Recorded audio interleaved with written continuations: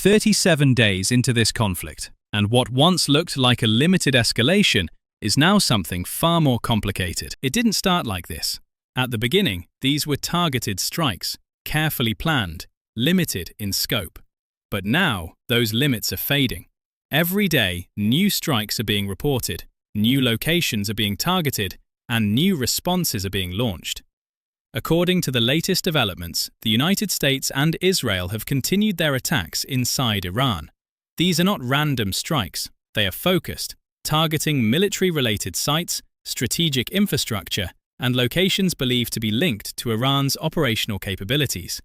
And these attacks are not happening once, they are happening repeatedly, which means this is not a single operation anymore.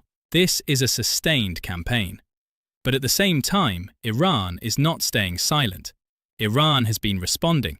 Missiles have been launched toward Israeli territory, and drones have been used to target positions linked to US forces in the region. This is what changes everything, because now this is no longer a one-sided action. It is a continuous exchange, attack, response, counter-response, and this cycle has now lasted for 37 days. But the situation becomes even more serious when you look at where all of this is happening, because this conflict is no longer limited to one place. The tensions are spreading across the region. There have been reports of strikes affecting areas beyond Iran and Israel. Lebanon has seen increased military activity. US-linked positions in Gulf countries have also been targeted. This means more players are being pulled in, and when more regions get involved, the risk increases. Because now, any small escalation can trigger a much larger reaction. This is how conflicts grow, slowly, then suddenly. And right now, this conflict is in that dangerous phase. But there is another layer to this situation, one that could affect the entire world: the Strait of Hormuz. This narrow waterway is one of the most critical in global trade. A large portion of the world's oil supply passes through this route, and now this area is under pressure. There have been warnings, statements, and serious concerns about what could happen if this route is disrupted. Because if that happens, the impact will not stay in the Middle East, it will spread globally. Oil prices could rise sharply, trade routes could be affected, and economies around the world could feel the pressure. That is why even countries that are not directly involved are watching this situation closely. Meanwhile, on the ground, the reality is becoming more difficult. Strikes have caused damage, infrastructure has been hit, and in some cases, civilian areas have also been affected.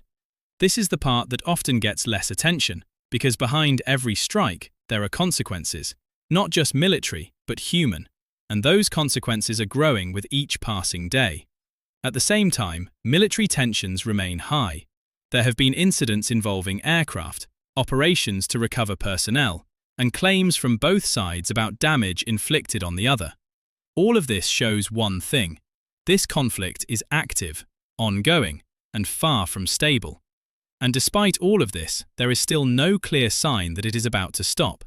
There have been calls for de-escalation, discussions, statements, but on the ground, nothing has slowed down. Strikes are still happening, responses are still coming, and the cycle continues. So after 37 days, what we are seeing is not an ending. It is a continuation of pressure, a continuation of uncertainty, a continuation of risk. Because right now, no side is stepping back. And when no one steps back, conflicts don't pause. They grow, they spread, and sometimes they reach a point where they are much harder to control. Day 37, not the peak, not the conclusion, but a moment in a conflict that is still unfolding, and the direction it takes next may not just shape the region, but could impact the entire world.